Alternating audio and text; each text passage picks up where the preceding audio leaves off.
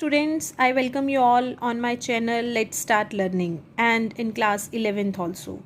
So students, today we will discuss about economics. बेटा economics में आपके पास इस बार दो बुक्स हैं. फर्स्ट है माइक्रो इकोनॉमिक्स और सेकंड है स्टैटिस्टिक्स. टोटल 100 मार्क्स का आपका इकोनॉमिक्स का पेपर होता है.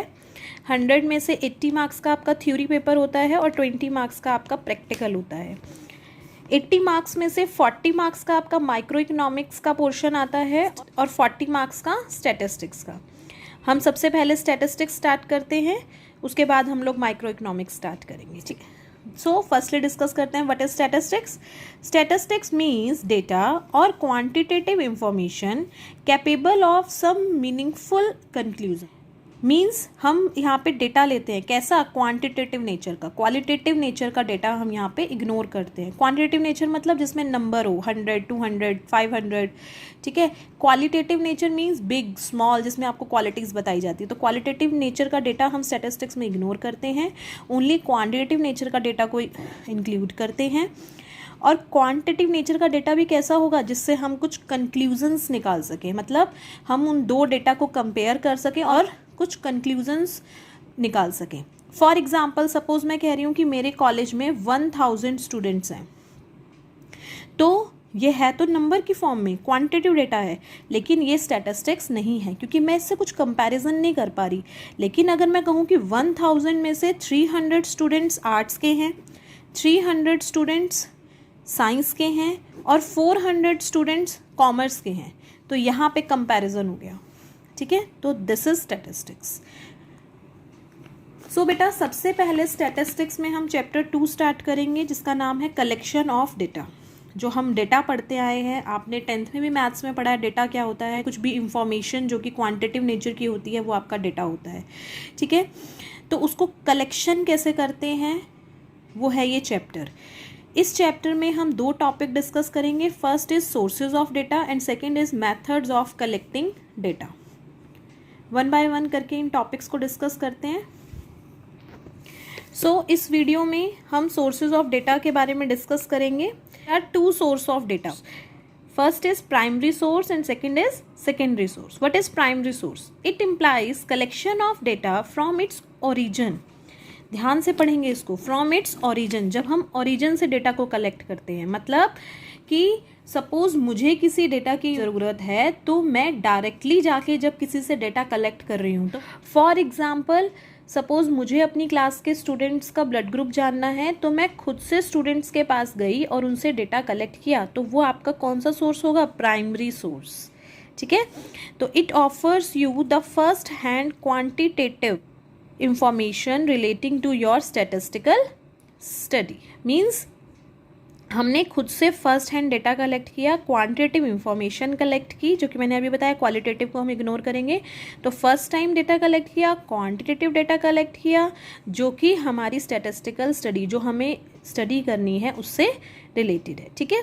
सेकेंड देखेंगे सेकेंडरी सोर्स. सेकेंडरी सोर्स का मतलब क्या होता है?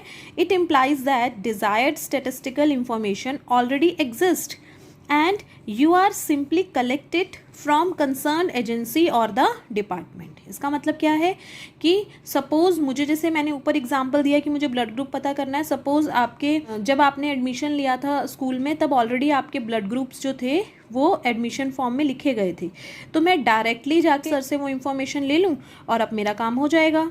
ठीक है, तो मैंने यहाँ पे क्या किया? मैंने डायरेक्टली स्टूडेंट से जाके ब्लड ग्रुप्स नहीं पूछे. मैंने क्या किया? जहाँ पे ये डेटा ऑलरेडी कलेक्टेड था वहीं से उस इंफॉर्मेशन को लेके अपना जो भी मुझे स्टडी करनी थी वो मैंने काम कर लिया.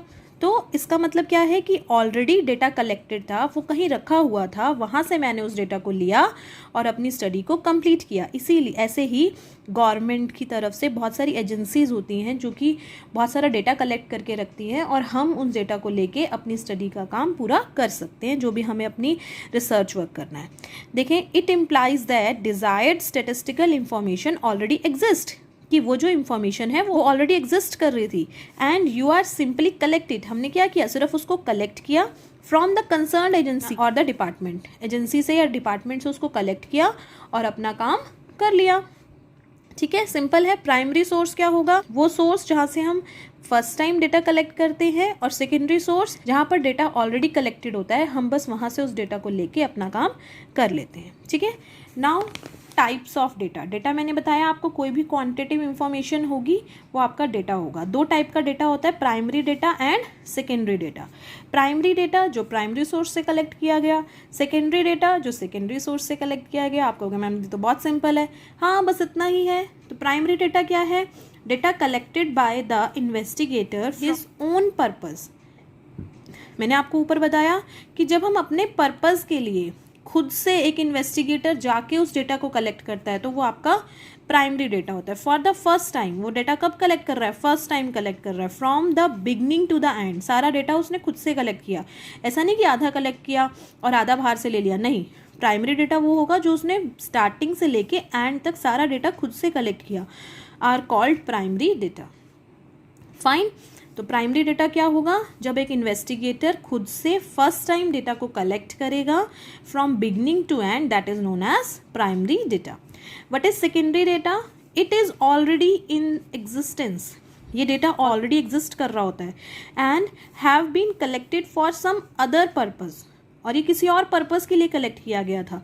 Then the answering of questions in hand, मतलब कि ये किसी और पर्पज के लिए कलेक्ट किया गया था, हमने उस कलेक्टेड डेटा को अपने पर्पस के लिए यूज़ कर लिया। अब आप इसको इस तरह से भी ले सकते हैं। सपोज मुझे अपने स्टूडेंट्स का हाइट और वेट चाहिए, तो या तो मैं एक एक स्टूडेंट के पास जाके उनका हाइट और वेट नोट करूं, तो वो तो होगा आपका प्राइमरी डेटा। और अगर आपके स्पोर्ट्स टीचर ने ऑलरेडी आपका हाइट और वेट कलेक्ट किया हुआ है तो मैं क्या कर सकती हूँ? मैं उनसे वो डेटा लेके यूज़ कर सकती हूँ। तो that is my secondary data, जो कि ऑलरेडी कलेक्टेड है, जिसे मैंने अपने पर्पस के लिए यूज़ कर लिया। ठीक है, क्लियर हो गया होगा? दोनों में कोई प्रॉब्लम नहीं होगी। बेटा इन दोनों में डिफरेंस क्या होता है? अगर मैं बोलूँ on the basis of originality, तो प्राइमरी डेटा ओरिजिनल होता है और सेकेंडरी डेटा ओरिजिनल नहीं होता। क्यों? क्योंकि हम किसी का कॉपीड डेटा उठाते हैं। कॉस्ट की बात करूं तो प्राइमरी डेटा कॉस्टली होता है, सब मुझे खुद से जाके सबके पास एक एक के पास जाके उसे कलेक्ट करना होगा। और सेकेंडरी डेटा जो होता है वो आपका लेस कॉस्टली होता है। जैसे सपोज मुझे कोई इन्फॉर्मेशन चाहिए, मुझे कोई स्टडी करनी है, मुझे कोई क्वेश्चनेयर फिल करवाना है। प्राइमरी डेटा क्या है? मैं खुद से जाऊँ सारे प्लेसेस पे और इन्फॉर्मेशन कलेक्ट करूँ। और सेकेंडरी डेटा मैं नेट पे जाऊँ और नेट पे मुझे जो भी इन्फॉर्मेशन चाहिए वो मैं कलेक्ट कर लूँ। तो ये लेस कॉस्टली होता है और ये कॉस्टली होता है। Difference is suitability of objective. अब प्राइमरी डेटा तो हम अपने ऑब्जेक्टिव के लिए ही कलेक्ट कर रहे हैं, तो हमारा ऑब्जेक्टिव फुलफिल हो ही जाएगा प्राइमरी डेटा से।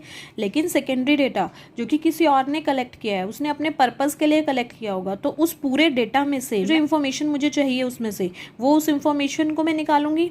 तो सेकेंडरी डेटा को हमें अपने ऑब्जेक्टिव के अकॉर्डिंग एडजस्ट करना पड़ता है, और प्राइमरी डेटा हम अपने ऑब्जेक्टिव के अकॉर्डिंग ही कलेक्ट करते हैं।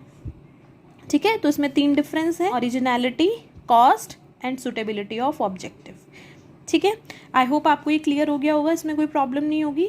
प्राइमरी डेटा जो इन्वेस्टिगेटर फर्स्ट टाइम खुद से कलेक्ट करता है, एंड सेकेंडरी डेटा जो ऑलरेडी एग्जिस्टेड होता है, हम जस्ट उसको लेके अपने ऑब्जेक्टिव के अकॉर्डिंग एडजस्ट करके यूज़ कर लेते हैं।